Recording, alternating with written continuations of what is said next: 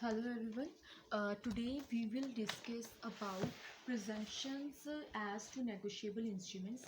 अब कुछ presumptions मतलब presume की जाती हैं negotiable instruments के लिए according to section 118.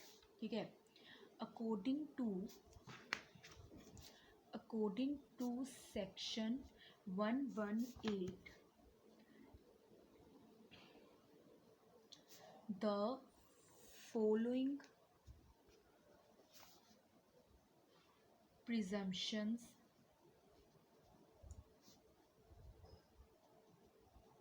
shall be presumed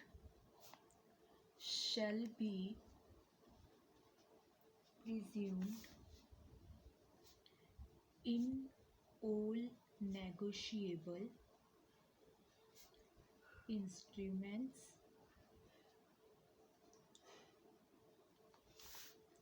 okay. अब कौन कौन सी प्रिजम्पशंस नेगोशिएबल इंस्ट्रूमेंट्स के लिए प्रिज्यूम की जाती हैं, अब हम डिस्कस करते हैं पहले कौन कौन सी। ठीक है, प्रिजम्पशंस होती हैं। फर्स्ट होती है कंसीडरेशन।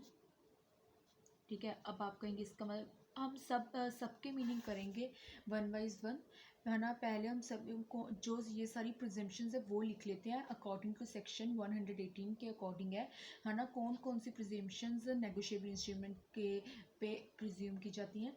ठीक है, फर्स्ट है कंसीडरेशन, सेकंड है डेट। मतलब क्या है कि नेगोशिएबल इंस्ट्रूमेंट में जैसे कंसीडरेशन होना चाहिए। ठीक है, कि जो नेगोशिएबल इंस्ट्रूमेंट बनाया जा रहा है, ठीक है, वो हम बनाया जा रहा है या फिर एक्सेप्ट किया जा रहा है, ये सारा कंसीडरेशन के लिए कि किसी के बदले कुछ। ठीक है, तो कंसीडरेशन हर एक इंस्ट्रूमेंट में ज़रूरी है।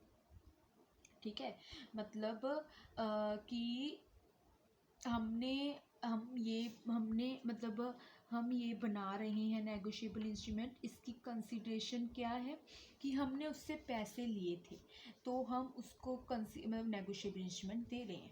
ठीक है, तो डेट में क्या होता है कि जो नेगोशिएबल इंस्ट्रूमेंट मतलब डेट होती है उसमें, ठीक है, उसकी डेट होती है कि उसमें क्या होता है कि जो ये नेगोशिएबल इंस्ट्रूमेंट है ये इतनी डेट को बनाया गया है। ठीक है, तो डेट ज़रूरी होती है। ठीक है, जो वो डेट है वो उस नेगोशिएबल इंस्ट्रूमेंट के फेस पे होनी चाहिए कि जो ये डॉक्यूमेंट है, जो ये नेगोशिएबल इंस्ट्रूमेंट है, ये इतनी तारीख को बना है।